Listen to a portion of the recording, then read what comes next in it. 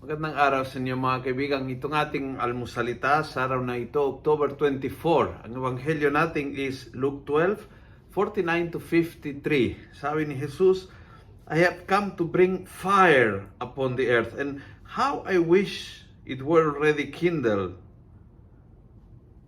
Fire, ang dala ng Panginoong Jesus. Gusto niyang apoy, gusto niyang lakas, energy, sigla. Yun ang gusto, ang hinahanap ng Panginoon. Ayaw niya yung mga okay lang, Kristiyano on Sunday, magdasal on Sundays, weekdays, okay lang.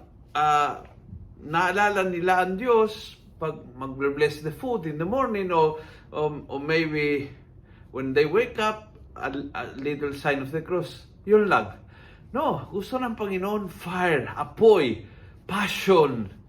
Yung tipong hindi mapakali hanggang hindi mahikayat ang mga kaibigan o barkada, kamag-anak na ilapit sa Panginoon. Hindi siya masaya kung hindi malalim yung kanyang ugnayan sa Panginoon, yung kanyang prayer life. Talagang buhay na buhay. Yun ang hinahanap ng Panginoon, ng mga Kristiyano na ay on fire.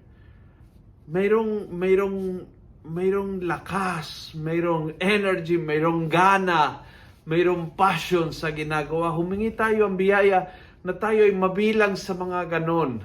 Na hindi tayo paandap-andap sa ating pananampalataya, maging mahina sa ating pagiging Kristiyano, kundi magiging bukal ito ng ating tunay at malalim na sigla. At kung nagustuhan mo ang video ito, please pass it on. Punuin natin ang good news sa social media. Gawin natin viral. Araw-araw ang salita ng Diyos. And God bless.